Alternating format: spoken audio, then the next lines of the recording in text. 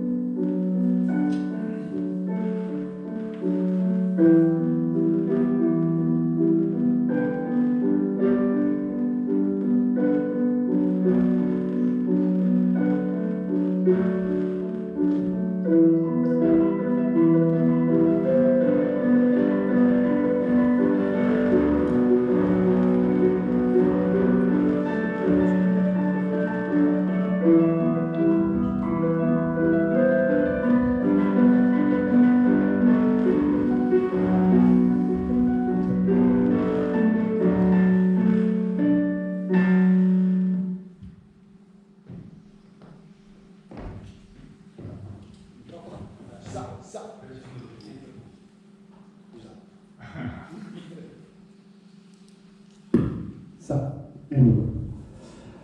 Buonasera, io mi chiamo appunto Gabriele Michalizzi e faccio il fotoreporter. Un mestiere molto complicato,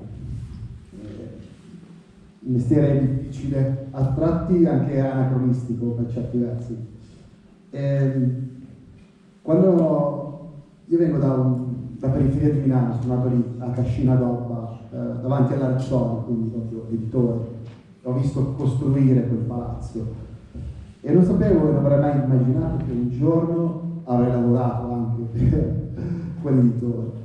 Sono cresciuto un po' in mezzo al disagio, perché comunque la periferia anni 90 a Milano era un po' complessa e sentivo sempre questa necessità dentro di me di dover esprimermi, perché sono stata una persona sensibile che è nata comunque in una situazione un po' dura, difficile. Col passare degli anni cresceva questa mia necessità di dover raccontare, di voler raccontare, e questa passione per le immagini.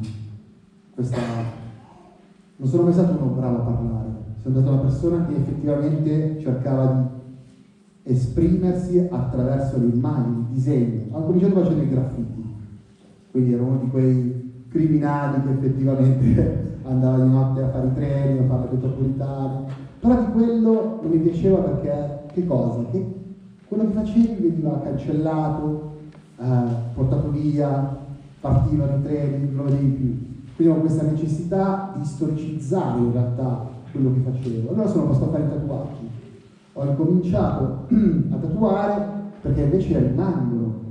Il tuo operato rimane sulle persone, sulla pelle delle persone, e le persone vivono con quello che hai fatto addosso.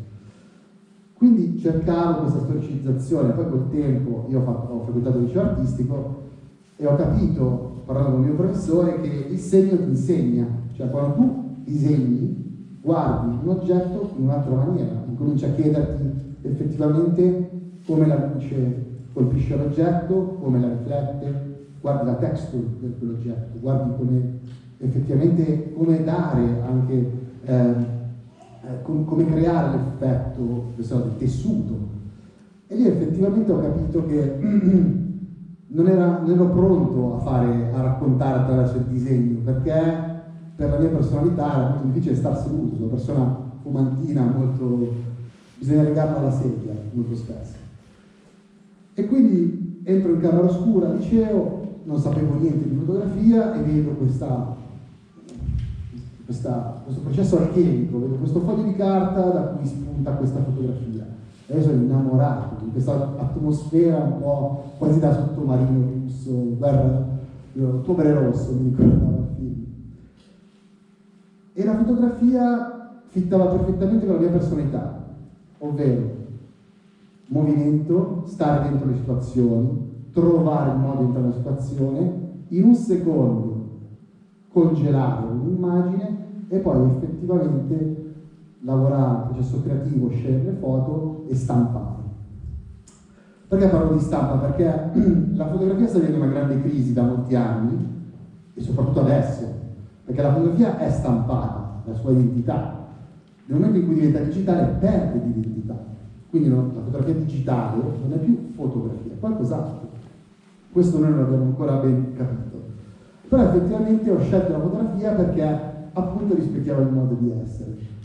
Ho fatto altri 10 metri dopo la camera oscura, mi sono trovato nella libreria della scuola e ho visto i primi manuali stupendi dei grandi reporter, Natway, Don McCarrig, Capa, e vedevo queste situazioni esotiche incredibili, queste espressioni umane, queste scene anche molto forti, no? Emozioni anche che raccontavano sofferenza, però era una sofferenza che io in qualche modo avevo già masticato, un po' diversa, ma volevo vedere il mondo, e allora ho deciso da quel giorno che ho fatto il reporter.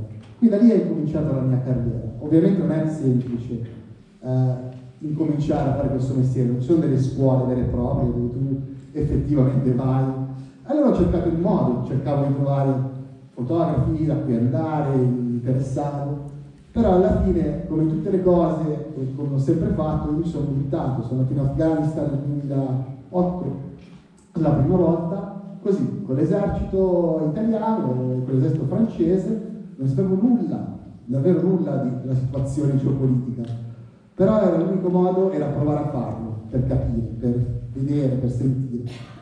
Effettivamente lì ho imparato un grandissimo insegnamento. Stavo facendo un pattugliamento e a un certo punto io sorpasso il soldato che stavamo pattugliando insieme questa strada, questa fila di soldati. Io lo sorpasso nel campo, gli vado davanti per fare la foto, lui era posizionato per fare copertura, e guardo nella macchina per fare la foto e vedo che lui mi fa: cosa c'è? E mi ha fatto questo gesto, cioè venire, no? E lì prima regola, non stare mai davanti a qualcuno con un fucile e soprattutto non camminare nel campo. Quindi effettivamente lo si dirvi è che questo mestiere è veramente un mestiere complesso. E perché uno va in guerra? Perché effettivamente uno va a raccontare queste storie? Perché io credo fortemente che senza la storia non possiamo creare il nostro futuro. E per conoscere la storia e studiarla ci vogliono elementi, ci vuole chi la racconta, chi raccoglie prove di quello che è i momenti storici del nostro tempo. E quindi effettivamente io volevo vivere queste emozioni e queste situazioni. E quindi ho deciso che avrei investito la mia vita in questo lavoro. Dopo l'Afghanistan sono andato in Thailandia per le proteste delle camicie rosse, quindi c'è stato un grande movimento che ha occupato il centro di Bangkok, ed era la prima volta che effettivamente mi sono reso conto che cos'era la guerra, perché in Afghanistan mi aspettavo Apocalypse Now, ma in realtà non ho visto combattimenti, non c'era in quel momento, però pensavo che era tutta un'esplosione, in realtà non era così. In Thailandia è la prima volta che invece ho capito che potevo fare quel mestiere, quindi sì, volevo fare quel mestiere, ma com'è che capisci se sei portato o no? Io mi trovavo in mezzo a questo gruppo di persone che stavano protestando e hanno tirato in mezzo a noi una bomba a mano. La bomba a mano è esplosa, un ragazzo mi è caduto addosso, non era ferito grave, io l'ho guardato, ho visto che non aveva delle ferite gravi, quindi l'ho appoggiato per terra e l'ho fotografato, proprio una cosa istintiva. Quindi lì effettivamente ho capito che potevo fare questo mestiere, quindi la volontà e poi effettivamente la predisposizione. E quando noi parliamo del teatro di guerra, perché il teatro, no? Tutti mi fanno un po' le stesse domande, non hai paura, perché è lì, ma come si fa ad andare lì? Voi dovete pensare che il teatro effettivamente si chiama così teatro di guerra, perché? Perché ognuno ha il suo ruolo, ognuno ha il suo carattere, al suo personaggio, quindi l'esercito che combatte, i feriti e anche i giornalisti.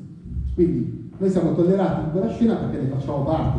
Il mio lavoro nel passato c'erano i pittori di guerra, gli illustratori di guerra e poi i fotografi di guerra. Ovviamente la tecnologia va avanti e si cambia il modo di raccontare. E in guerra ho imparato tante cose. Ho imparato l'anarchia. Io ho sempre vissuto, la mia bravura è vivere per quelle maglie, no? Quando c'è una situazione, inizio di una guerra, non ci sono regole, non si capisce, c'è tutto un fermento, nessuno capisce cosa succede, e io sono molto bravo a muovermi in quelle situazioni di anarchia, dove ci sono delle leggi non scritte, ma ci sono queste regole. Ed effettivamente l'unico modo per raccontare è questo, spingersi oltre. Io ho capito che per emergere devo fare qualcosa che gli altri non facevano, quindi cercare di andare sempre più in profondità, nei posti più remoti, nelle guerre dimenticate, nelle guerre che non faceva nessuno.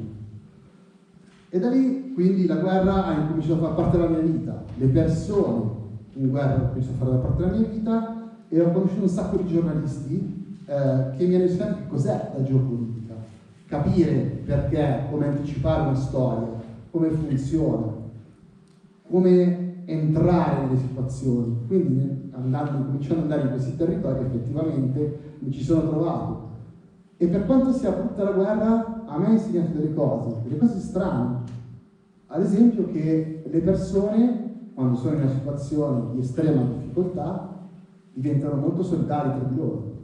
Quindi in una situazione devastante dove nessuno ha niente, le persone sono più disposte a condividere e sono più vere, perché la condizione di disagio gli permette comunque di togliere tutti quegli schemi sociali che hanno. Quindi nonostante questo tu riesci a empatizzare non solo per la loro condizione di disagio, ma perché c'è un modo di comunicare molto istintivo. Vi dicevo che oggi forse è un po' anacronistico il mio mestiere, vedete, no? ChatGPT adesso, le foto, eccetera. Perché effettivamente il nostro lavoro dovrebbe essere anacronistico? Perché ormai ci sono i citizen journalism, no? Coloro che fanno la guerra, vedete adesso anche in Ucraina, effettivamente i soldati stessi riprendono la guerra e raccontano il conflitto. Ma perché è importante avere persone, come i miei colleghi? Perché effettivamente ci vuole un narratore, ci vuole qualcuno che è super partes, che non stia in un lato o nell'altro, che racconti in maniera neutrale effettivamente quello che succede. Se pensiamo oggi al mondo com'è e alla comunicazione come viaggia, effettivamente noi utilizziamo molto di più l'immagine, quindi nel nostro tempo la fotografia è predominante. Però se noi pensiamo nella storia del linguaggio, i ideogrammi sono esattamente questo, disegni, immagini che hanno un suono correlato. Però già in passato si faceva questo, si comunicava attraverso le immagini. Oggi si comunica attraverso le immagini perché le persone non hanno più il tempo di assimilare così tante nozioni, quindi non leggono più come prima. Quindi questo scroll che noi facciamo sui nostri telefoni è semplicemente abbiamo pochissima attenzione per riuscire a metabolizzare tutto quello che vediamo. Quindi oggi quello che facciamo noi che cos'è effettivamente?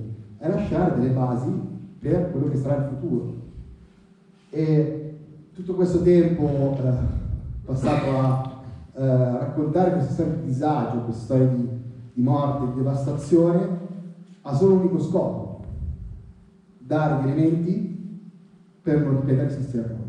Quindi questo è quello che effettivamente cerchiamo, è anche un po' un'illusione, no? Di lavorare per la storia è questo, no?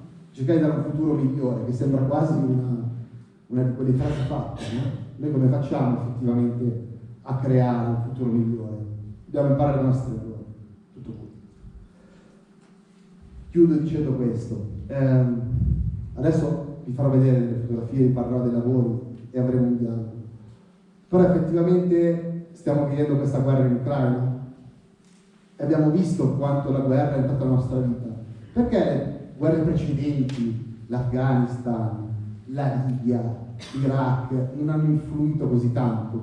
Semplicemente perché noi empatizziamo di più con i nostri simili. Quindi effettivamente questa guerra noi la empatizziamo non solo per il caro petrolio o il caro gas o il caro grano, ma semplicemente perché ci riconosciamo in quelle persone, ed è quello che non facevamo prima.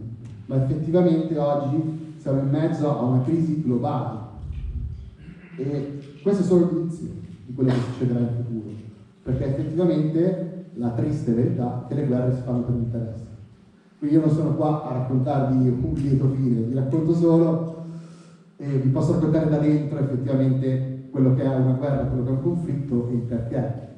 Però purtroppo non ho nessun messaggio di positivo a riguardo del futuro. Però effettivamente, e tornando e chiudo, è questo che le persone e l'umanità che io ho trovato in queste situazioni effettivamente mi dà speranza di credere nell'essere umano. Grazie.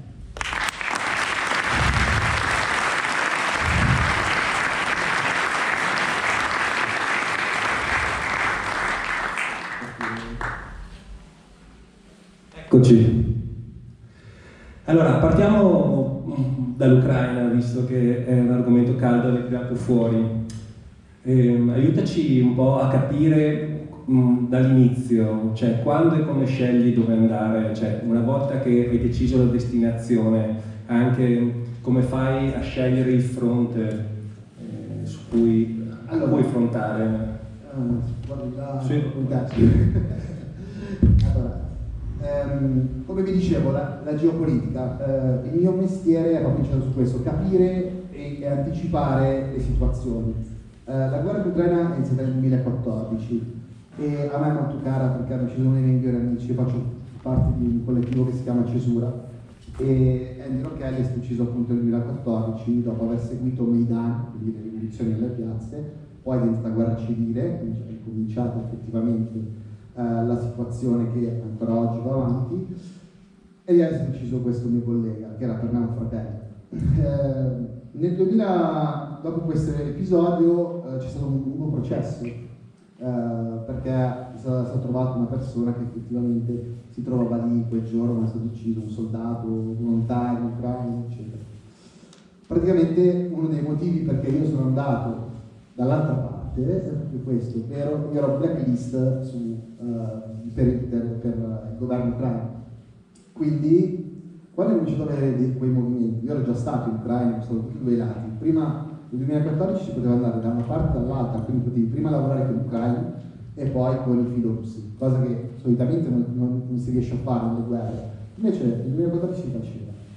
Quando ho visto quei movimenti, quelle truppe che si muovevano sul confine, se c'è una cosa che ho imparato è che la storia non ha copioni, come è stato effettivamente a Tahrir,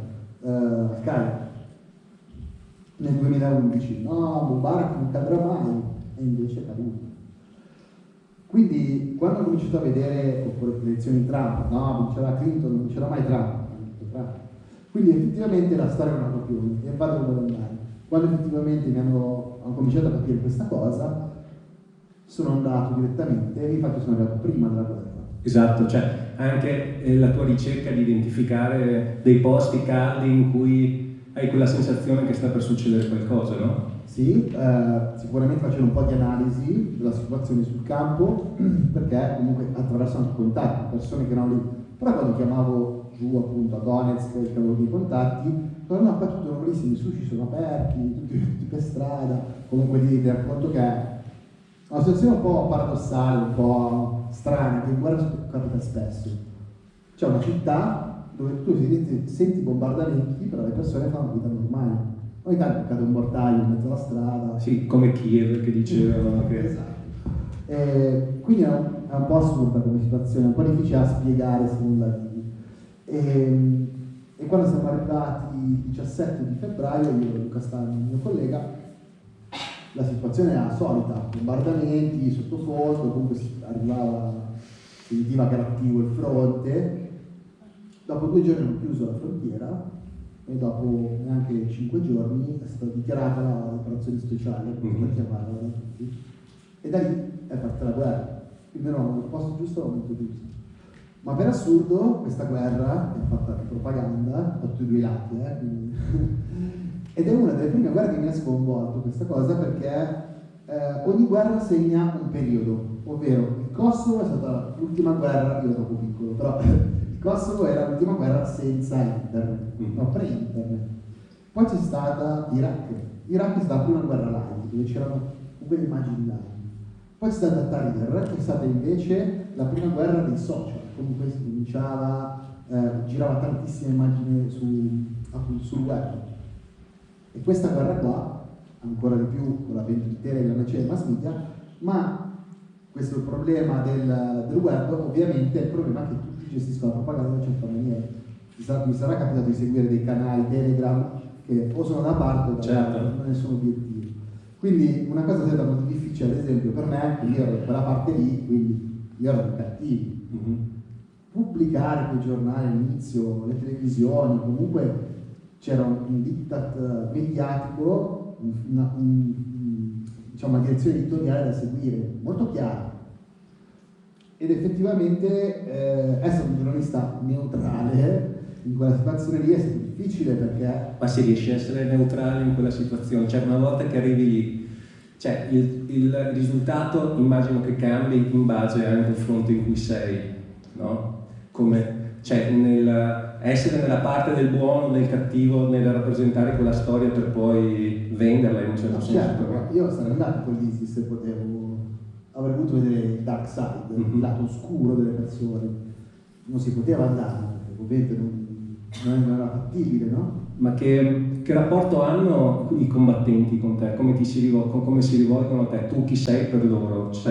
Allora, considera che il blocco sovietico, io sono una persona specializzata in Medio Oriente, quindi il blocco sovietico, a parte Ender, quello che copriva, effettivamente io non ho una grande esperienza, quindi la mia sensazione quando sono stato lì, ovviamente mi odiamo tutti, però quello è normale, cioè noi siamo giornalisti, quindi la situazione di guerra non ti sopporta nessuno, quindi ovviamente tu sei in mezzo ai piedi, non si sa dove ficcare il naso, e quindi effettivamente c'è sempre quella cosa un po' di distanza, no?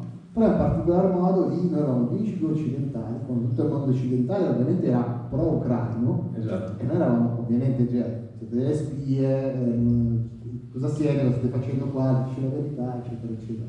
Quindi effettivamente è stata veramente dura. Poi dopo un mese che sei lì, vedono quello che pubblichi, eccetera, quindi capiscono. Però uno dei motivi in questa guerra in cui sono riuscito a lavorare comunque anche da quel lato è perché comunque la credibilità professionale è importante, quindi il fatto di essere un giornalista che ha già fatto delle cose, ha uno storico, un trascorso, e sanno come lavori e vedono come lavori è importante. Ci fai vedere Faccio qualcosa? vedere questo è un film che abbiamo realizzato, io e i miei colleghi, abbiamo coperto entrambe le parti, quindi una parte ucraina, una parte della Mariupol e Donetsk.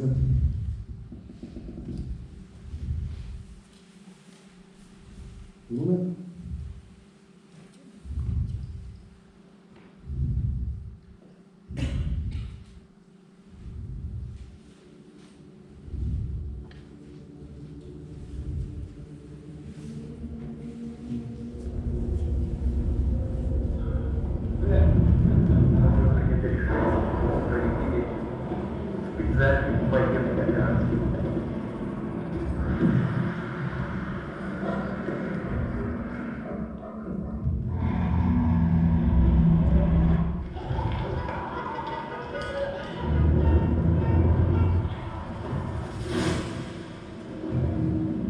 It's war.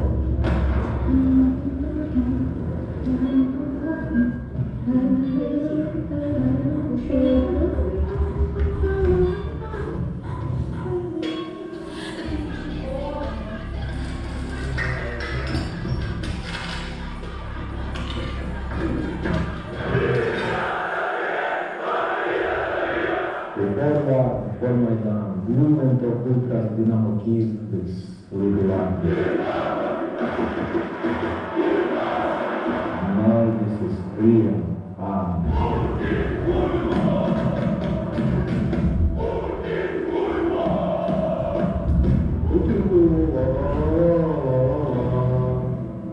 don't want to kill. I want to be a doctor who saves lives. But because of Russia, I have to become a doctor who kills. Меня зовут Александр Иванович. Я готов всех убивать, кто пройдет на мою землю.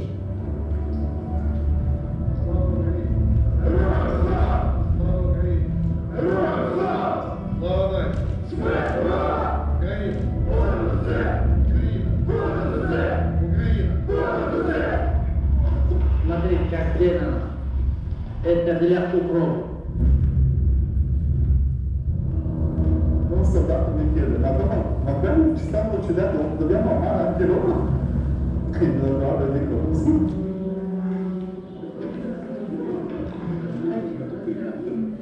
И мы уехали в никуда. Когда у меня спрашивали, вы куда едете? В никуда.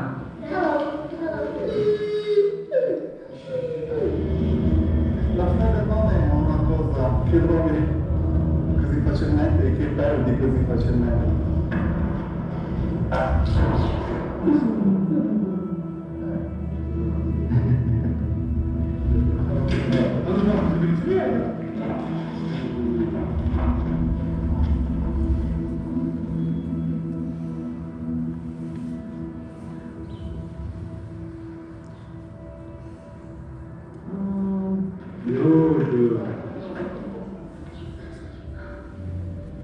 Куда вы едете? Куда повезу?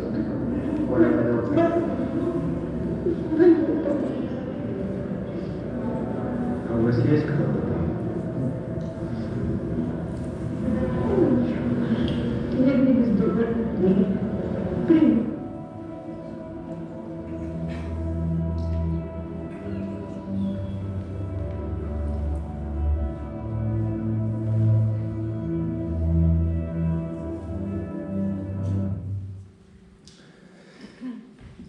Diciamo che questa non era casa tua, no? Perché dai tuoi lavori tu sei specializzato, si vede che il Medio Oriente è la parte che ti appartiene. Sarebbe anche interessante che ci spiegassi il titolo della serata di questa sera che si chiama Non si muore di lunedì, che ci spiegassi un po'. Il titolo di questa sera è Non si muore di lunedì, no? Che è il titolo del libro. Sì, diciamo che, allora, racconto un po' l'episodio che è stato ferito. Allora, in questi miei 15 anni di guerra ovviamente capita spesso che noi il rischio lo mettiamo in conto, quindi più fai esperienze, più capisci quando puoi calcolarne un po' il rischio. Purtroppo in guerra c'è sempre l'incognita e la variabile, quindi effettivamente per quanto conosci il mestiere, ti sai muovere anche in un campo minato, in una guerriglia urbana, l'incognita c'è sempre. E effettivamente a me capita tante volte di essere ferito, sono sopravvissuto a 4 attentati e quello che è stato l'episodio un po' più, non so come definirlo, il mio incidente più celebre, effettivamente è successo a Bagustatani, che è questo posto in Siria. Io ho seguito tutto il trascorso dell'ISIS, ho coperto prima adesso faccio vedere qualche foto, però questa è la Libia, questa è Sirte. Le truppe di Misurata hanno condotto questa guerra efferata per riprendere la città di Sirte, che era l'ex città un po' appartenente a Gheddafi, comunque la sua tribù, la sua famiglia, e ovviamente i gheddafiani, quando hanno perso il potere verso il 2015, hanno accolto l'ISIS a braccia aperte pensando che effettivamente tramite loro sarebbero riusciti a riconquistare il potere che avevano prima. Ovviamente questo non è successo. E all'inizio pensavano che appunto loro avevano riportato in auge, poi effettivamente hanno cominciato a torturarli, a picchiarli, a chiederli soldi e quindi a sottometterli, perché ovviamente dovete pensare all'ISIS come una mafia, ok? Effettivamente, che poi sfrutta altre leve, però effettivamente è comunque un gruppo criminale, terrorista, che effettivamente tende a occupare territori. Quello che è successo è che sono partiti, hanno preso prima la città di Sirte, dopo che al-Baghdadi aveva proclamato il califfato, quindi fondato a Mosul in Iraq. Effettivamente poi la prima città che è stata presa dopo Mosul è stata Sirte. Quindi a Sirte ho seguito tutta la guerra nel 2016 e era un po' strano questa tipologia di guerra. Avevo già fatto la guerra nel 2011 in Libia, però era circoscritta in questa cittadina, e poi agosto, Ramadan, caldo incredibile, un sacco di condizioni sfavorevoli, diciamo, che sono normali per il Medio Oriente. E effettivamente l'ISIS aveva questa tipologia che rispetto agli altri conflitti che ho vissuto, di utilizzo delle dogma, ovvero le autobombe, no? In arabo si dice Mufaka Kasayara, e effettivamente io vedevo tutte queste persone che correvano e urlavano dogma non è una parola araba, però il dogma, qualcosa che non discute, l'avevano utilizzata per chiamare le autobombe. Questa cosa mi aveva molto colpito, infatti il progetto poi che feci in Libia si chiama appunto Dogma, la mostra che ne è nata. È stata una guerra complessa, comunque, poi vabbè, c'erano comunque di mezzo. Che anno era? 2016. Poi effettivamente dopo Sirte c'è stato appunto Mosul, e la caduta di Mosul, un'avanzata comunque che è durata 6 mesi, è stata veramente una città enorme. Comunque Sirte è molto piccola, Mosul è una città grande, possiamo dire tipo Milano e Interland, effettivamente, che ha un posto che noi abbiamo studiato comunque, no? Tra tutti gli Eufrate, no? Mesopotamia, quindi ti la culla invece no, c'è ricavato sopra e è uno di quei posti di adesso per scrivere qualcosa, e effettivamente era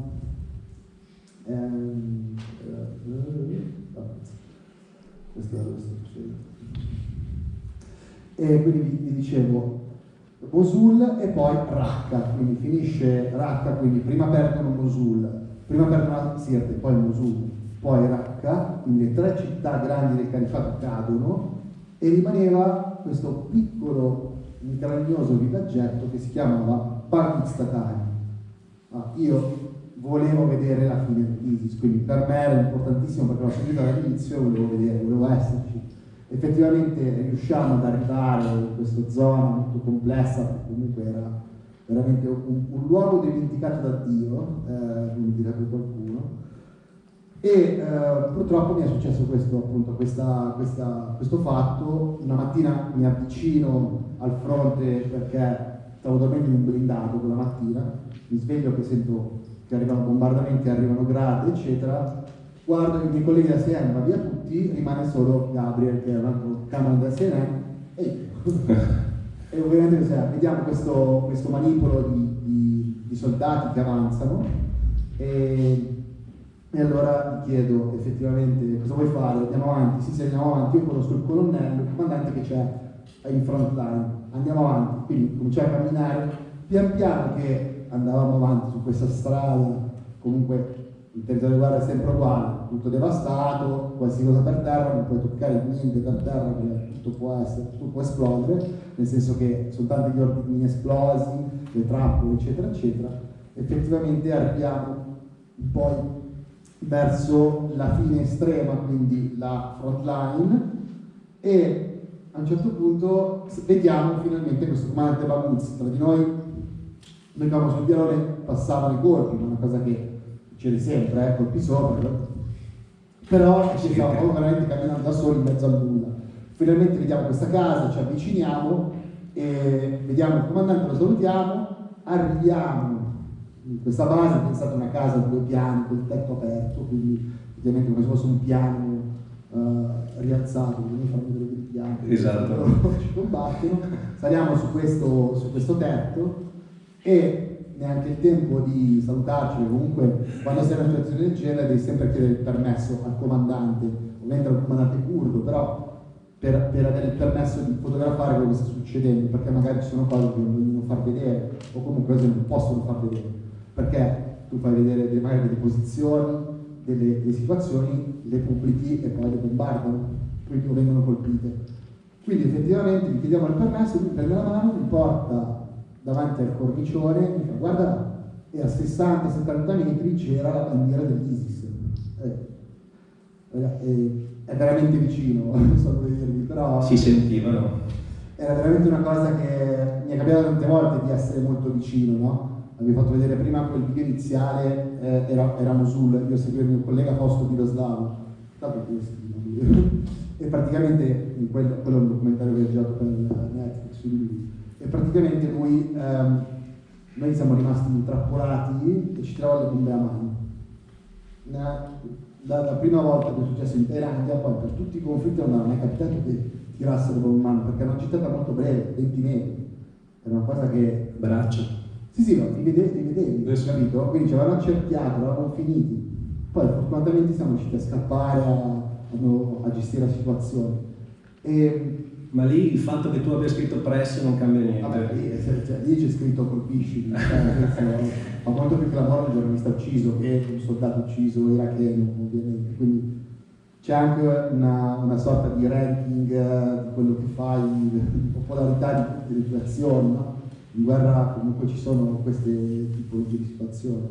E quando appunto questo comandante mi fa vedere la bandiera, mi giro, faccio una foto, e in quel momento hanno tirato un RPG, sono usciti dopo mi hanno spiegato, dei miliziani da questo tunnel, hanno tirato questo RPG puntandomi, perché io e Gabriele avevamo i caschetti, quindi effettivamente eravamo diversi dai curvi, poi Gabriele era 2 metri, quindi nonostante noi stavamo bassi, però quei 30 secondi che siamo usciti, io non ho visto niente, stavo fotografando, il razzo che è passato dietro la schiera e ha colpito il soldato di fianco a me. Quindi, il razzo RPG è una spoletta, quindi è impattato ed è esploso, e lui purtroppo è morto, spappolato, e io ho preso tutte le schegge, però fortunatamente con la macchina davanti agli occhi che mi ha salvato gli occhi, quindi effettivamente ho avuto dei danni, ho perso un pezzo di dito, ho preso esplosivi, eccetera, eccetera. Succedono queste cose, mi spiace molto di aver perso l'ultimo l'ultima battaglia finale, perché era importante dello storico, però ovviamente... Ma da lì, una volta che sei colpito, immagino che ti sei sentito a terra stordito? Ti sei sentito a terra stordito dalla botta? Allora, effettivamente quando è talmente veloce, no? L'esplosione, poi abbiamo raccontato che mi è passata una spanna dalla schiena nell'RPG, perché non è preciso, comunque prende una direzione un po' casuale. Quando ho sentito l'esplosione io mi sono trovato subito a terra, ero comunque sdraiato e... Eri cosciente comunque? Sì, io sono stato sempre cosciente, questa è la mia fortuna. Quindi effettivamente quando ero per terra, ho capito subito perché il rumore era quello, cioè nel senso l'esperienza anche di queste cose. Poi ho fatto un check del mio corpo, perché avevo fatto 2 anni prima un corso specifico di first aid in zone di guerra, quindi ovviamente ho fatto questo check, ho sentito il braccio che era aperto, quindi ho ovviamente toccato quasi l'osso, dopo ho continuato, ho guardato la mano, era un casino incredibile, continuo a toccarmi il volto e mi è sprofondato il dito dell'occhio, una sensazione brutta, parte di polvere, quindi immagina come situazione.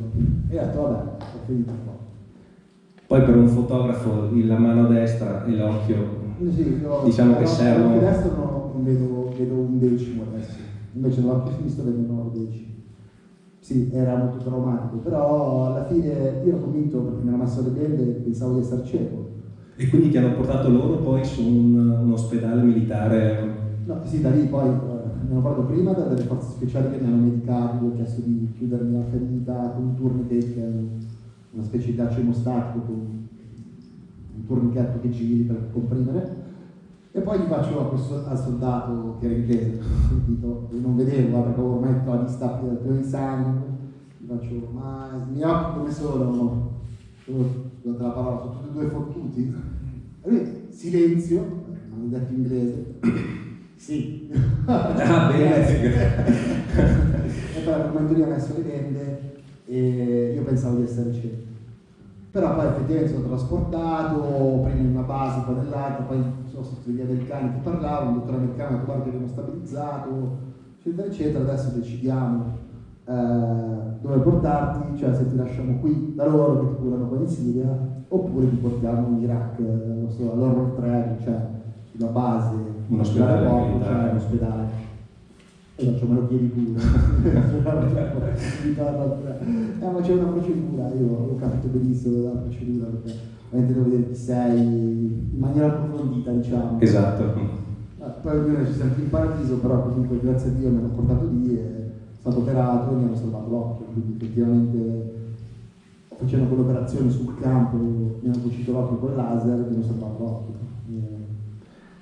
Mi ricordo bene quei momenti lì perché è ripassato alla cronaca, anche in televisione c'erano diversi servizi anche sul tuo rientro, cioè è stata... Sì, è stata io che non ho mai preso la business class, esatto, quello di Stato, un po' imparazzato, però no, era una collezione un po' particolare. Comunque quei momenti lì sono i momenti in cui fai i conti con il tuo lavoro, con le tue scelte, con te stesso, perché la morte è lì davanti. Io ne parlo anche così, un po' per esorcizzare, perché effettivamente facendo questo mestiere la morte la conosci a fondo e molte volte per esorcizzare appunto vuoi capire una cosa, la studi, no? Ti avvicini a lei. Però guarda, la morte è parte del tutto, no? Il dualismo, in effetti così è parte della morte, storia. No? Quindi effettivamente il valore della vita dipende anche dal fatto che possiamo morire e moriamo. Quindi però capisci, e quello che mi succede quando poi torno, no? Soprattutto i primi tempi che ero molto più giovane, avevo poca esperienza, però avevi 3 mesi di anarchia totale, una distruzione, comunque quando mi giro con l'esercito occupi le case, dormi ovunque, si ruba la benzina, cioè c'è proprio uno sciacallaggio, è normale in quelle situazioni, quindi vivi senza regole 3 mesi, poi torni, non so, io ritorno a Milano, metto la cintura in macchina, e effettivamente fai un po' fatica a ritornare alla realtà. È un passaggio un po' complicato, soprattutto perché magari anche i problemi con i tuoi amici, eccetera, effettivamente non riesci più a mettere sulla stessa bilancia, hai altri valori, no? Però ovviamente devi tenere il senso della realtà. Il problema è che non riesci più a ascoltarti dalle storie delle persone, perché quando lavori lì comunque tu usi un fixer, quindi una persona che è local del luogo, ha i contatti alla macchina, parla la lingua e ti porta in giro. Poi però io ci lavoro anni poi dopo, no? Diventiamo amici con la loro famiglia e quando torni qua comunque hai tutte queste persone sparse per il mondo che cerchi di aiutare, cerchi di farle scappare e comunque diventano come i tuoi amici, capito? Diventano persone che fanno parte della tua. È una finestra comunque aperta, certo. Che ti riporta lì. E quindi effettivamente è un po' complesso anche per quello, perché è un lavoro sicuramente particolare, però l'esigenza di raccontare è predominante, perché una cosa poi di cui non si parla mai, questo mestiere è molto in crisi, i giornali sono molto in crisi, no? Però effettivamente guarda la guerra in Ucraina, è la prima volta che c'è un interesse per un conflitto reale e l'opinione pubblica incomincia a essere attento a un conflitto. Prima non era così, cioè, poi ovviamente i media funzionano che accendono delle luci, no? Ci sono delle guerre. La notizia si accende, dopo un anno di guerra non ne può più nessuno, cioè non può si parla sempre di guerra, sì. nonostante sia importante parlarne. Però come col Covid è stata la stessa cosa. Il Covid comunque perché ha avuto lo stesso effetto. Durante il Covid hai seguito anche. Sì, durante il Covid ho seguito per Times, ho seguito una storia molto interessante nel Piacentino, perché lo studio che abbiamo noi col collettivo Cesura è nel Piacentino, Pianello Valtidoni, no? Un'ora da Milano, però. E ho trovato questo dottore che è stato il primo che ha capito che effettivamente andava l'emergenza, andava risolta a casa, quindi effettivamente precedere, perché lui spiegava che il problema è stato togliere il medico di base, che era il titolo prima dell'ospedale, no? E quindi lui andava in queste case, però il territorio lì è molto rurale, quindi nelle cascine, è stato molto interessante seguirlo. Un po' un terreno di guerra, perché alla fine raccontano sempre il Covid come una guerra, quindi allora, ho trovato delle similitudini. Due cose, una cosa bellissima che ha dato questo dottore, che cioè, persino in guerra c'è qualcuno che ti stringe la mano mentre muori. Col Covid no, le persone sono rimaste isolate, no? Poi tuo padre, tuo nonno, tuo cugino, tua sorella, non l'hai visto morire, no? Non sei andato lì vicino. Invece in guerra, quando qualcuno muore, non devi stare vicino. E lui raccontava questa cosa che mi ha molto colpito, che effettivamente quell'umanità di cui io vi parlavo prima, il Covid non ci ha permesso neanche questo. Sicuramente una situazione che sta gestendo male comunque. È stato, ma ad esempio anche quando sentivi durante il periodo del Covid i fixer o quelle persone che stanno in Medio Oriente che magari stanno continuando a combattere? O nel periodo in cui c'era il Covid, che in Italia diciamo eravamo tutti chiusi, immagino che i campi di guerra e i campi di combattimento la gente continuasse a combattere, quindi. No, mi ricordo questa foto perché ovviamente siamo in un mondo in cui le immagini poi girano velocemente, questo nuovo avvento dei meme. Esatto. Effettivamente mi ricordo questa foto di questi guerrieri libici con la mascherina, quindi il deserto combattevano con la maschera un po', sembrava tutto assurdo, sì. Poi io effettivamente ad esempio il Covid l'ho avuto tutti i giorni, quindi ero in giro sempre, perché il problema qual è stato? Che ci sono delle questioni anche burocratiche che danno limiti agli inviati, non so, della RAI, non potevano andare in giro, perché per policy dell'azienda, l'assicurazione, invece essendo freelance io andavo in giro e coprivo quello che facevo a loro. E ho lavorato per chiunque, poi venivano le truppe in Italia, norvegesi, svedesi, eccetera, qualcuno mi dà il mio numero, quindi devo fare io il fixer a Bergamo. Portavo a Bergamo, eccetera. Un cambio di ruolo, insomma. È stato un cambio di ruolo. Sì, un po' particolare, però è un po' quella la dinamica del lavoro, è quella. Perché questo lavoro si sviluppa per contatti comunque. È tutto un network di persone che hai, i giornalisti, tutti noi ci scambiamo informazioni e soprattutto contatti. Quindi se hai bisogno, specialmente in guerra, come fai a trovare un fixer? Come fai a trovare qualcuno a cui hai in mano la tua vita? è quello che succede proprio questo. Tu devi avere comunque un network di persone con cui ti suggeriscono chi chiamare, se te lo vuoi. Sì, facci vedere un po'. Sì. Poi l'altra cosa che volevo un po' che mi provassi a spiegare, appunto proprio la fotografia di guerra, no? Quant'è parte di reportage assettico in cui tu devi documentare qualcosa e quanto c'è la tua parte artistica che emerge durante un set? Diciamo che raccontare una guerra in maniera oggettiva, la fotografia non è una disciplina oggettiva, perché è tutto soggettivo, dalla macchina che usi, da come inquadri, da cosa inquadri, quindi non c'è mai effettivamente qualcosa di oggettivo. Cerchi di raccontare una situazione in maniera oggettiva, ma tutto ciò che mostri è comunque una tua scelta. Il mestiere, diciamo, del fotografo si chiama fotografo, comunque lì che lavorano per le agenzie, no? FP, Reuters, questo genere di fotografi, sono persone che vanno dal calcio alla politica, alla guerra, tipo in Ucraina adesso, e hanno iniziato di recente il pool di API, Associated Press. Queste persone comunque fanno il mestiere metodico, no? Poi negli anni c'è stato chi l'ha fatto anche in maniera autoriale, ovvero cos'è che significa in maniera autoriale? Semplicemente che hai un taglio molto distintivo nel modo di raccontare. Non è solo come fare le foto, non è che se fai le foto in bianco e nero, per flash, ma ovviamente c'è una chiave narrativa, un comune denominatore che se tu guardi il lavoro di una persona è come gli artisti, no? Tu lo riconosci subito, perché è un modo di guardare. Quindi guardavo ieri, no? Le foto, cioè questi due autori incredibili, Philip Dana, che è un fotografo di AP, che ha vinto il Pulitzer, e poi c'era Nacqui che hanno fatto la stessa foto, lo stesso tavolino, cioè questo cadavere di questa signora che stava preparando per scappare sotto un tavolo, e Philip Dana l'aveva fatta da parte, schiacciando il soggetto, no? Invece Nacqui si è abbassato e l'ha fatta da sotto, quindi empatizzavi tantissimo con quella figura, no? E quella autorità, cioè a quel punto di vista lì, quando vedi quella foto sai che è sua, si vede dallo stile, si vede bianco e nero, è un modo di raccontare, quindi semplicemente è proprio il come viene raccontata la storia. Immagino che anche parte importante sia anche l'editing, cioè come funziona? Cioè tu scatti tantissimo quando sei nel campo e poi fai una selezione alla sera scegliendo le immagini più evocative. Come funziona l'editing in una giornata di guerra? Allora, io dico sempre, un fotografo ha un'identità nel momento che fa l'editing, quindi sceglie le fotografie, ma sono le fotografie che non fai vedere. Quindi è una sorta di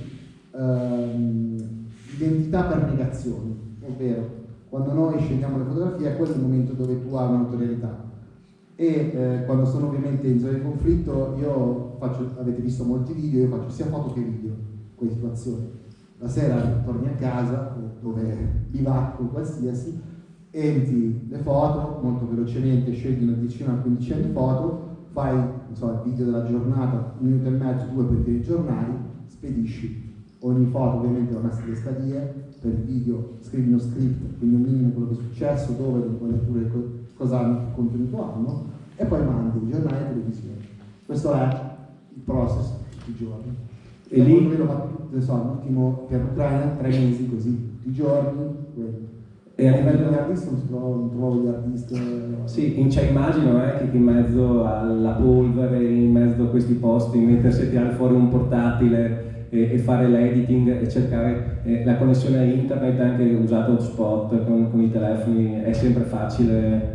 Allora, a livello di comunicazioni, diciamo che nel mondo odierno internet c'è abbastanza ovunque, però fino a 10 anni fa si usava il satellitare, quindi avevi un turaia per chiamare per telefono, oppure un BIGAN, che è questo attrezzo che si collega al computer, il satellite si collega, però costa tantissimo, quindi paghi tipo la ricarica telefonica, e tipo 3 mega sono $7, sono cose del genere. Quindi effettivamente è una cosa molto costosa, ma avevi molte poche foto o le televisioni spedivano il pezzo.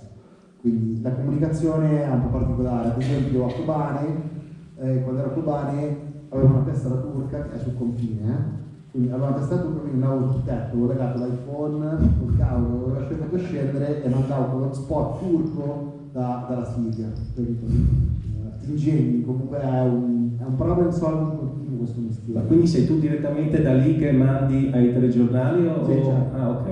Quindi... No, purtroppo quella parte romantica di Spudire tanti anni fa. Ma a proposito di quello, cioè, immagino anche che il tuo zaino che ti porti in guerra ci sia dentro un sacco di tecnologia e di... Ma io sono una persona molto pragmatica, quindi vabbè, a parte le macchine fotografiche o comunque computer e hard disk, poi ho un po' di... ho un coltello multiuso, Victorinox. Classico. E poi il gaff tape, che è fondamentale, che è questo scotch con cui fai tutto, tipo MacGyver, sì, poi il coltello di fare tutto. E poi non so, ho tipo un pannello solare, quello ce l'ho 10 anni, funziona per caricare il computer, perché ad esempio a Kobane sempre avevo un'ora di elettricità al giorno e quindi dovevo fare tutto il lavoro, caricare e in un'ora non era abbastanza e quindi dovevo comunque cercare di... E poi porto sempre una macchina a pellicola e scatto per pellicola, ad esempio adesso in Donbass avevo fatto tutto un lavoro in pellicola anche, che è importante come anche quello, la tipologia e fa parte anche quello dell'autorità, come racconti, che supporto usi, che tipologia. Scattare con la pellicola è un altro approccio, non è come oggi che fai foto digitali, cannone, eccetera, eccetera. Invece con la pellicola è un altro approccio, è molto più posato, molto più lento, molto più riflessivo. Però ti seguo su Instagram e comunque che quando sei in quelle posizioni lì usi le stories per rappresentare, cioè c'è questa dicotomia tra pellicola e telefono per poter essere subito... Vediamo nella comunicazione veloce, ovviamente sì, ci vuole. Ma i vari soldati, quando tu li rappresenti, sono attenti a come tu li fotografi o non si interessano, oppure si mettono le persone che fotografi, i soldati che fotografi, sono attenti alla loro immagine? Sì, no, mi è capitato più volte che a un certo punto, appunto con l'avvento dei social, di Instagram, ma anche con l'accesso alle pubblicazioni online, magari dei soldati mi dicessero: oh, ma mi hai fatto la foto proprio col letto, cioè sono molto più coscienti delle loro immagini. Prima era, se pensi anche al cinema, no? La realtà ispirava il cinema. A un certo punto il cinema ispira la realtà, ovvero in Libia mi sono trovato più volte delle situazioni in cui ad esempio vedevo gente che stava come Rambo, con le doppie file così, col basco, cioè comunque anche delle reference, dei riferimenti legati all'immaginario del cinema. Quindi è assurda questa cosa, no? Che c'è questo cambio, sì. Però loro hanno molta più coscienza di quello che sono. Ma mi chiedo, spesso, cioè, guardando gli scatti che hai fatto in cui ci sono delle situazioni che stanno accadendo, ma la situazione ti coinvolge, tu cerchi sempre di essere esterno o ti fai coinvolgere? Cioè, ti viene mai da intervenire se c'è una persona in difficoltà? Qual è l'etica in quel momento? Sei fuori o sei dentro? Fuori sono gli altri, nel senso io sono dentro la situazione, sono sempre un essere umano, ho delle emozioni. L'ultima cosa che mi è capitata, tipo quel video che ho fatto vedere della gamba fasciata all'inizio con Fausto, no, che eravamo lì, la moto di quella fasciatura l'ho fatta io, male, l'ho fatta io. Ho usato una sfumarola della pasta e un pezzo di una sedia che ho trovato lì. E perché? Perché non c'era il dottorino che era lì, era uno che mi ha dato delle bende e mi ha detto vai. Quindi in quella situazione lì io avevo comunque quel kit che mi avevano dato, ho fatto quel corso, quindi lì mi sono sentito di intervenire. Ovviamente non sei lì a raccontare, però io non ce la faccio a tirare indietro su certe cose, non prendo mai parte, nel senso, non è che se c'è uno scontro in piazza mi metto con uno con l'altro per i sassi. Okay? Mi è capitato di fare un sasso una volta per stress, diciamo, però non puoi interagire troppo con la situazione.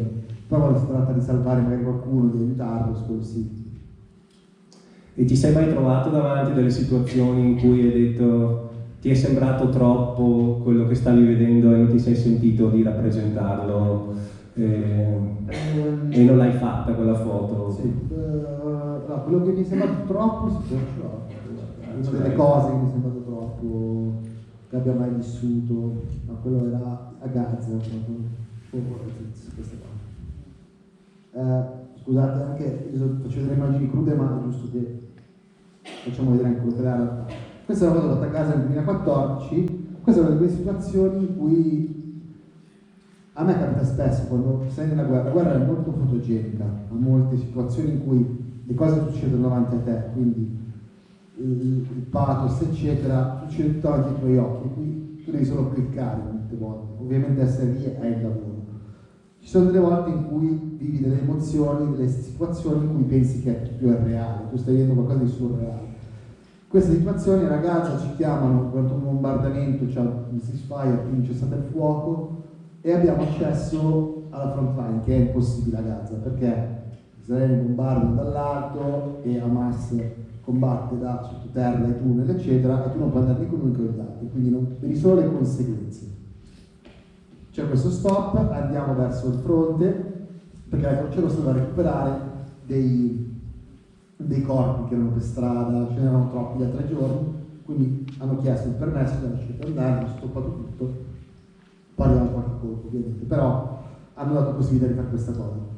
Mi chiamano questo gruppo di ragazzi, a me, 2 colleghi, venite, c'è questo, venite, però non sai mai con chi vai, dove vai, eccetera, però ci siamo andati, siamo in questo quartiere, vediamo questa scena, questi sono 2 fratelli, che dovevano raccogliere che i resti, che quelle braccia da penzoloni, sono i resti della loro madre, e non sapevano come raccoglierla, cioè loro in questo momento stavano litigando perché non avevano idea di come tirare su ciò che ti rimaneva. Poi hanno preso un tappeto, hanno preso dei pacchetti di patatine finiti per raccogliere l'interiore.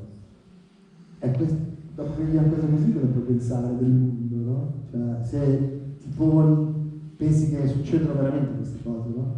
È una cosa veramente estrema, pensa che disumanità, no? Però è importante fare questa foto e farla vedere, anche se è una foto difficile e fastidiosa. Sì, da qui si possono migliorare, cioè questo è il punto. Sai, io faccio un mestiere, avrei potuto fare tanto il musicista nella mia vita, perché così posso ridere le persone, faccio divertire, invece ho scelto un mestiere in cui appesantisco sempre. A dire la verità, io ti ho conosciuto in una veste un po' più civile perché hai vinto il Master of Photography. Sì, questo è il momento. Diciamo che nella mia carriera io facevo, sembrato un fotografo di guerra, però riuscire a fare il reportage è molto difficile perché il mercato è molto cambiato in questi anni. Prima ogni giornale aveva il suo fotografo, il suo giornalista, ormai il mondo editoriale è ribaltato, quindi ci sono quei 5-10 giornali al mondo, New York Times, The Spiegel, comunque ci sono quei 10 giornali. In Italia non produce nessuno ti manda, poi da fotografo, no? Loro mandano magari i loro giornalisti, però la fotografia è sempre vista come una cosa in più, una cosa non necessaria, no? Infatti io adesso sempre più lavoro con le televisioni, con la 7, con Formigli. Perché? Perché comunque loro capiscono il valore, infatti... C'è anche più tempo di raccontare, c'è anche più tempo di raccontare in un... Sì, nel senso...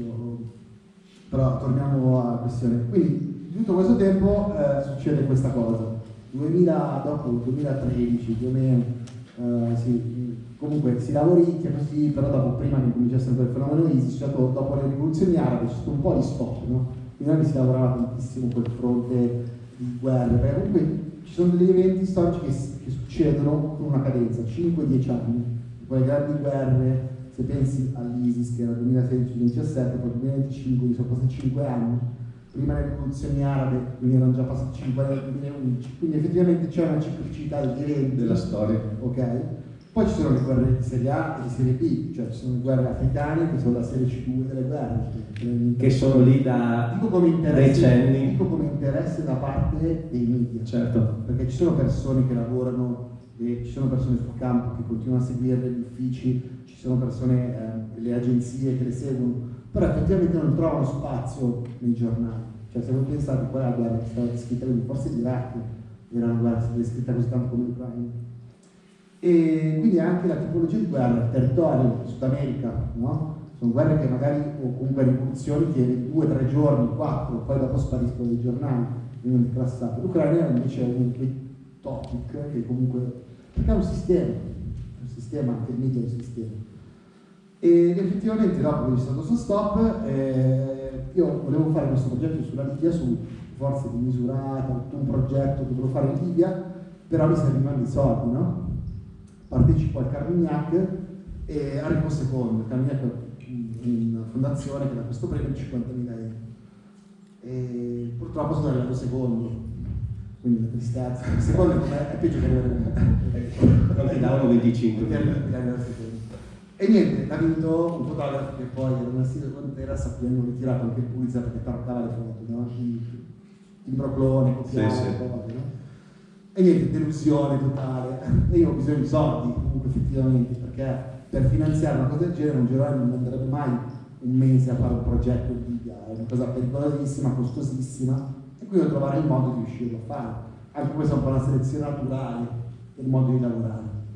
E effettivamente una mia amica mi dice: guarda, c'è sta cosa, dobbiamo fare questa trasmissione su Skype, vediamo. Alla fine ho mandato questo video e mi ricordo che gli ultimi, era un momento un po' particolare, io avevo gli ultimi 40 euro in tasca, vado a mangiare al ristorante con la mia compagna e prendo 6 biscotti della fortuna. Apro il biscotto della fortuna, che non avevo finito i soldi quella sera, e dico, però i soldi stanno per finire. Fantastico. E il giorno dopo mi hanno chiamato e poi alla fine l'ho vinta quella trasmissione. E con quei soldi lì ho fatto poi un sacco di viaggi, un sacco di reportage, ho finanziato, no? Poi dopo è un po' come fosse un volano, dopo un lavoro passa all'altro, però deve avere un workflow, quindi di continuare a lavorare, perché comunque il sistema economico è che ti pagano a 90 giorni, quindi pensate, certo. Quando fai questi viaggi qua sono costosi, la guerra costa, le persone hanno pagato in contanti, non è che fai il pagamento col posta.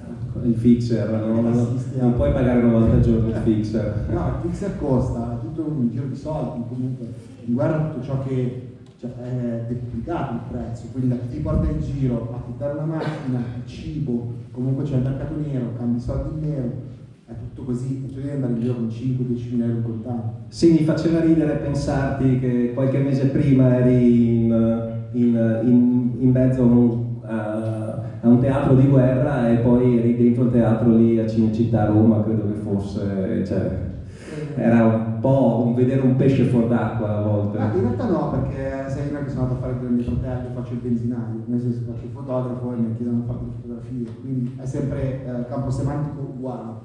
Quindi effettivamente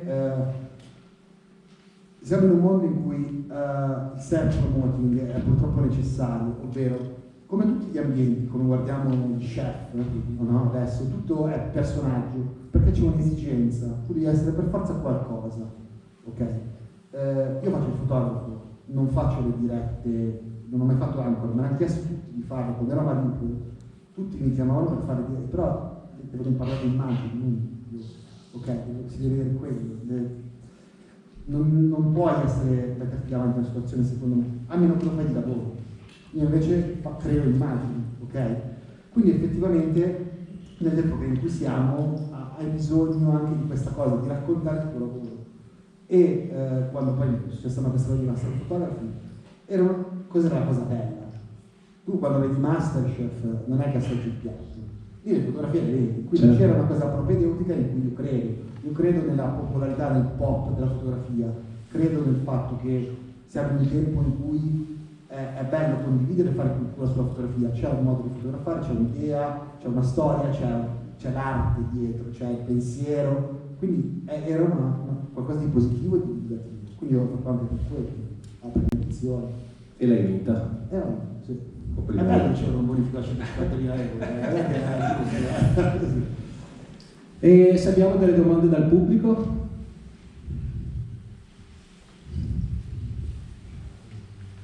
Se vuoi accendere un po' di luci. No, non così tante. Ho visto 2 persone che dormivano, io ho visto.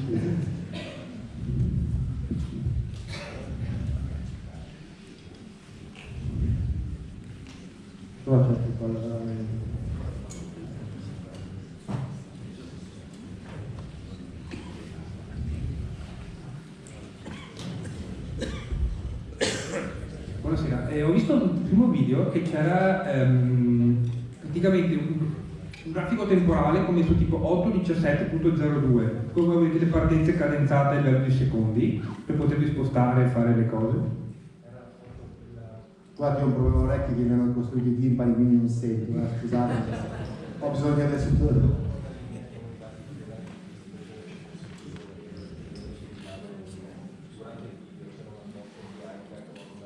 Ah sì, una lavagna bianca, giusto? Quello è... Allora, dopo che è stato ferito appunto nel 2019 a Vaduz, sono stato costretto a appunto operarmi le orecchie e io volevo lavorare, però non potevo prendere l'aereo perché le orecchie vanno operate una alla volta, no? E c'erano 3 mesi di passaggio da una all'altra. Quindi ho preso 3 mesi di Google in cui non potevo prendere un aereo e allora volevo comunque fare qualcosa, raccontare una storia, avevo necessità, stavo un po' in vicino astinenza e ho cominciato a seguire la squadra mobile di Milano. Da lì è nato, c'era, il momento era quello di Rogoredo, quindi effettivamente era un momento in cui questa piazza di spaccio così grande in una città come Milano, ho cominciato a seguire questa cosa. È nato un progetto che si chiama La Milano. Però nel frattempo avevo già preso dei contatti e ho 1 anno e mezzo ho lavorato per avere accesso a quest'altra storia che è la squadra omicidi di Milano, della Moscova. Perché è importante questa squadra omicidi? Perché è la migliore d'Europa. È la migliore d'Europa e ha risolto il 100% degli omicidi. Quindi ho questo accesso super privilegiato e seguo questo caso, il caso Alves di questo travestito, pugnalato, con 150 coltellate, un caso ferratissimo.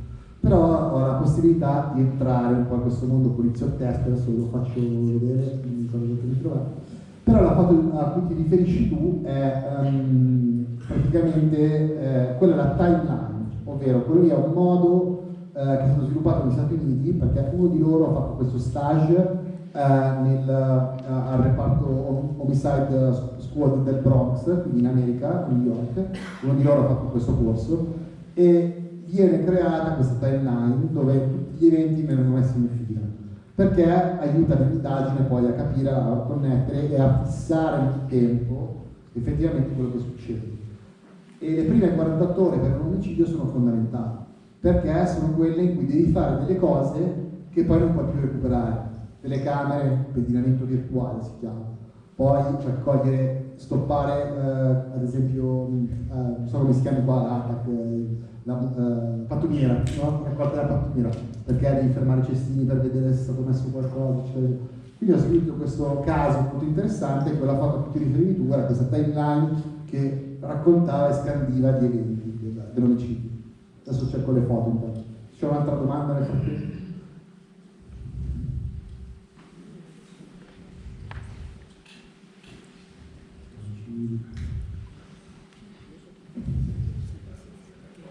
Cosa? Sì. Dove? Cioè, avevi qua? C'è già il mercato di omicidi, però... Perché sto facendo un libro, non lo volevo far vedere questo...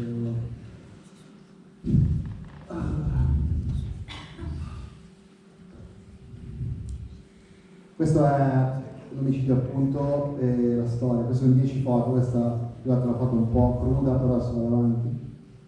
Effettivamente questo è un progetto di cui sto facendo un libro, quindi non lo sto facendo vedere in giro, però ad esempio questa è una scena molto interessante in cui questo è uno spacciatore che era stato in casa poco prima che la donna transessuale fosse uccisa e siamo andati in casa a prenderlo, io seguivo loro tutto il tempo e siamo andati in casa e viene arrestato questo ragazzo senegalese, no?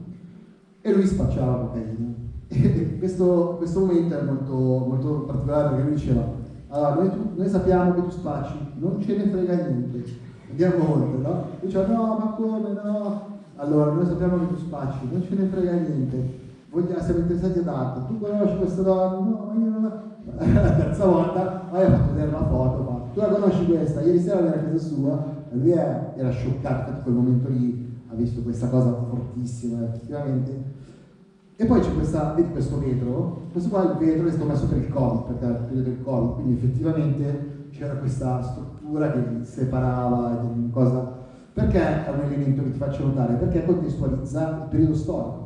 Queste foto in bianco e nero, può sembrare una foto fatta chissà in che anni, però in realtà è il telefonino, perché io ho cercato di lavorare tutto sul telefonino. Quindi questo è quando siamo andati a prendere appunto lo spacciatore a casa, cioè questo, lui ti faceva vedere la foto, quindi tutto passa attraverso il telefono, no? Questa è la timeline di cui parlavi. Questo effettivamente è tutto quello che è successo quando ha parcheggiato, eccetera. E in questa è successa anche una cosa un po' questa aneddoto ve lo racconto. Praticamente incominciamo a guardare le telecamere, si trova il sospetto, vediamo che ha le Birkenstock, eccetera, quindi seguiamo, andiamo dai cinesi che avevano la slot machine, hanno una telecamera fuori e sale in macchina, quindi si è trovata una macchina. Allora, praticamente c'era il video, però le telecamere erano di bassa qualità. Erano di bassa qualità e non si capivano bene i numeri, no? Allora, io avevo capito subito che poi chiamava a parlare così, faccio, vabbè dai, dammi le foto. Comincio a smanettare su Photoshop e comincio a lavorare sul video, eccetera, e alla fine trovo la targa. Ti dico che è la targa. Vanno tra una database, eccetera, vanno a casa, che era la fidanzata di lui, e trovano la macchina. E il radio si sente, il fotografo che ci aveva ragione. È stata un'esperienza un po' particolare, comunque interessante. Io poi ho lavorato con tante tipologie di forze speciali, ho fatto, non so, ho seguito dei gruppi polizia ad Atene, comunque molto specializzati in crimine, quindi varie tipologie. Sono molto affascinato, anche perché ho uno zio, si chiama Franco Migalizia, un compositore, ovviamente uno zio lontano, nel senso che il mio zio, solo dirti, io li avevo visto in comune, però era quello che ha fatto le musiche un po' dei poliziotteschi anni 70, no? Quindi questa cosa poi io l'ho chiesto, sono stato a casa sua, ho fatto anche di questo, ci vedere le foto, quindi dicevo, sì, no, quindi c'è una cosa un po' di famiglia, diciamo, questa passione qua un po' per questo crime, questo investigativo, però è un progetto ispiegato, diciamo, alla guerra vera e propria, perché era nato appunto in quel periodo. Vai.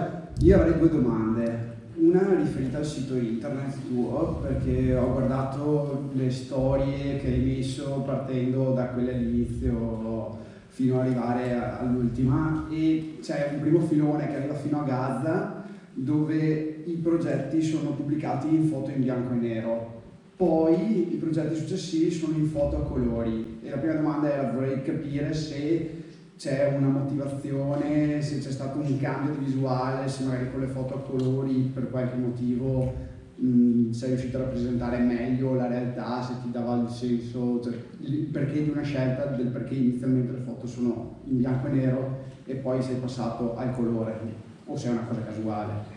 La seconda domanda che vorrei... Aspetta, facciamolo una volta che c'è la traduzione qua dalla regia.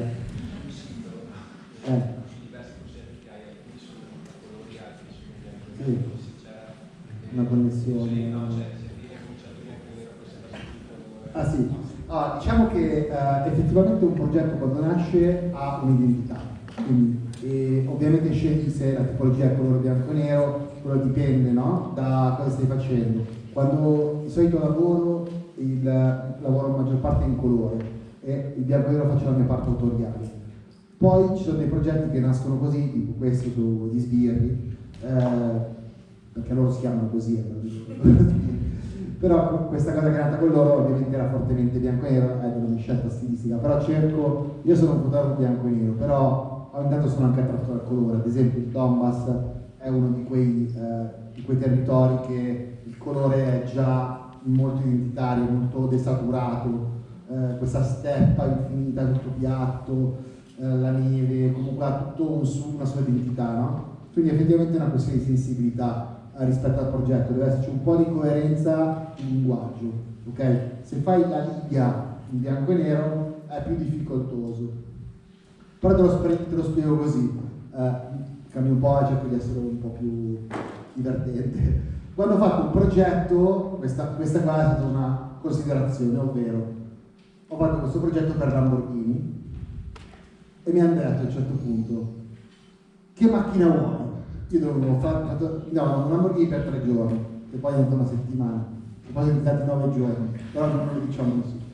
E praticamente mi hanno detto: che macchina vuoi? Devo fare un reportage, devo raccontare la macchina in una regione. Io sono di origine mezzo pugliese e mezzo siciliano e quindi ho scelto la Puglia, no? E praticamente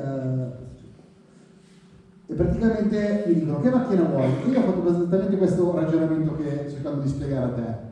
Guardo i colori, i Lamborghini sono super pacchiani, fluo, ok? Quindi colori fluo. Il problema è che facendo il fluo, lavorando in bianco e nero, è terribile perché mangia la luce e quindi non riflette. Per raccontare quindi la macchina ho scelto un colore che fosse possibile farlo a colore, quindi ho scelto il bronzo, ok? E quindi effettivamente sono riuscito a fare quel lavoro che doveva essere sia in bianco e nero che colore in questo modo. Questo perché te lo dico? Perché semplicemente ci sono tanti fattori che decidono perché utilizzare un tipo di linguaggio. Molte volte io preferisco lavorare in bianco e nero perché sei meno distratto, no? I colori ti distraggono da magari il contenuto che io voglio far mostrarti e quindi il contenuto è molto più potente, secondo me, e molte volte il bianco e nero mi aiuta a focalizzare. Grazie mille. Faccio la seconda domanda.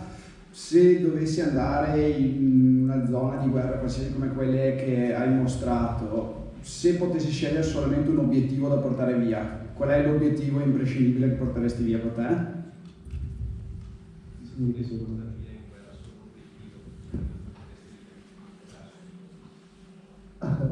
Ok, così tecnico, ok. No, io, guarda, allora, devi capire che guarda, faccio vedere le foto di Lamborghini giusto così per stemperare, se no vi ammordo troppo. Principalmente in guerra quando lavori il problema è anche come sei vestito, cosa ti porti dietro, devi correre, la roba ti sbatte e non è che posso cambiare tutto il tempo gli obiettivi. Io ho 2 macchine con 2 ottiche fisse, una è uno zoom che fa 24-90, quindi ha il grandangolo, ha un mezzo tele, e l'altro che ha un'ottica fissa che ha un 28, ok?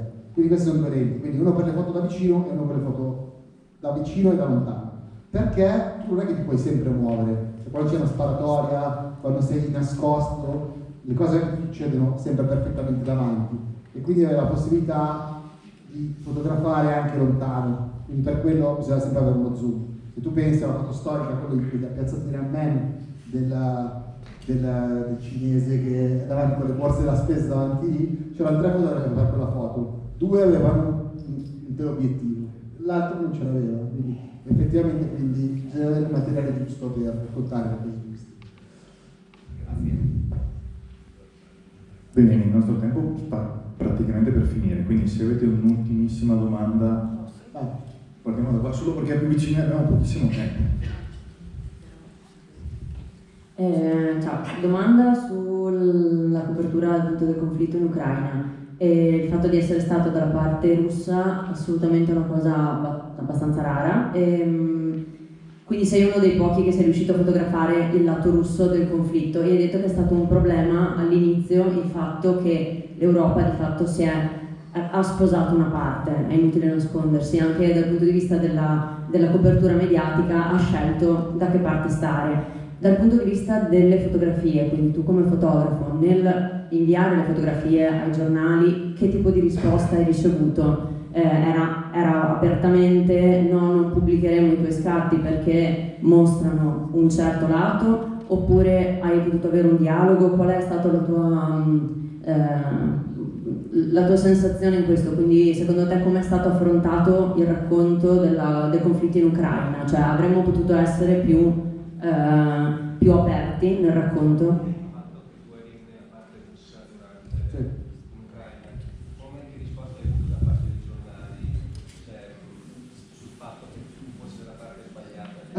Sì. E ha detto che se tu, col fatto, da quella parte hai avuto una visione diversa.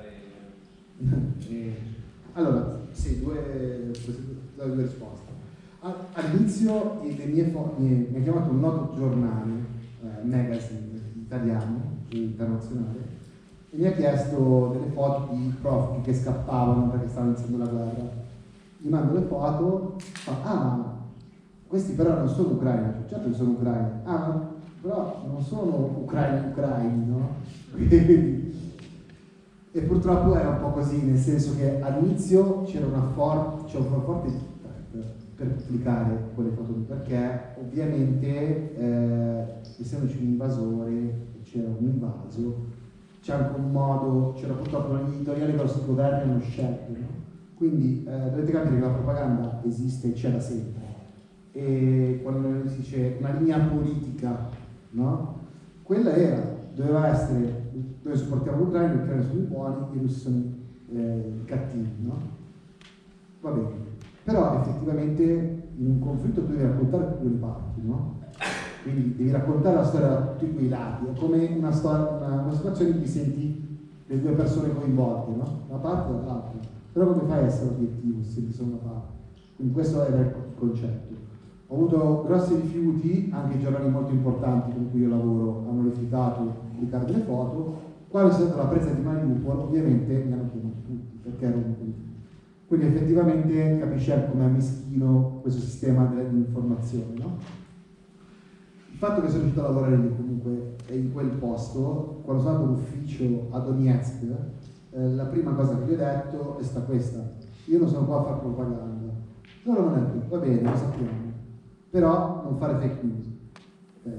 Quindi questo è stato il nostro agreement, no? Io racconto la verità, va bene, non racconti la verità, questo è l'importante. Poi ho avuto molto accesso, nel senso che mi hanno lasciato girare da solo, io non ero... analizzate questa cosa, all'inizio del conflitto non c'erano foto del conflitto, tutto ciò che usciva era da interno, non c'erano giornalisti che facevano foto, video di campo, la BBC, la CNN, chiunque, perché effettivamente non c'era accesso, ma neanch'io riuscivo ad avere accesso a quel lato, quindi effettivamente è stato contenuto, perché ovviamente la democrazia devi poterla permettere, quindi la libertà di far lavorare tutti allo stesso modo, in una certa maniera, e puoi far dire quello che vuoi.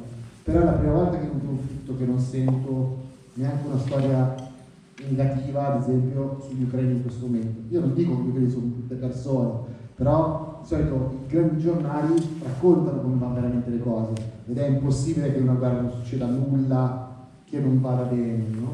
Perché così la guerra rende le persone qualcos'altro, quella è la discussione. Quindi secondo me è importante comunque raccontare entrambi i lati. Io non giustifico nessuno, i russi sicuramente sono gli invasori in questa guerra, niente da dire, capito? Quindi io posso solo testimoniare quello che vedo, e vedo un conflitto. Ci sono sempre due parti che stanno facendo una lotta. Io quello che posso raccontare sono i civili che muoiono, perché muoiono, come non trattare le persone, le condizioni umane. Hai visto, c'era una foto di una svastica incisa sul petto di una persona, di una donna, che è stata torturata. Io non so chi l'ha fatta quella svastica lì, però io l'ho fotografata, quello è un crimine di guerra. Ho cercato, ho indagato, però era impossibile, quella foto io l'ho fatta in front line, dentro uno scantinato mentre combattevano, ed effettivamente non c'è stato modo, poi è sparito quel corpo lì, sono andato a ricercarlo, hanno aperto un'indagine, la procura di Donetsk, eccetera, eccetera, però non si è saputo più nulla, ok? Quindi anche lì ho dei limiti, no? Sul campo. Non avevo mezzi per capire come era andato, no? Come uno di quei casi non risolti, diciamo. Però il fatto di aver fatto la fotografia ho testimoniato che si sono svolti dei crimini di guerra. Purtroppo non so dire chi, però questo è il mio lavoro, di creare delle prove. Però non sta a me dare dei giudizi, io non do dei giudizi, non sto con qualcuno, non sono un opinionista, io posso solo riportare i fatti. Grazie.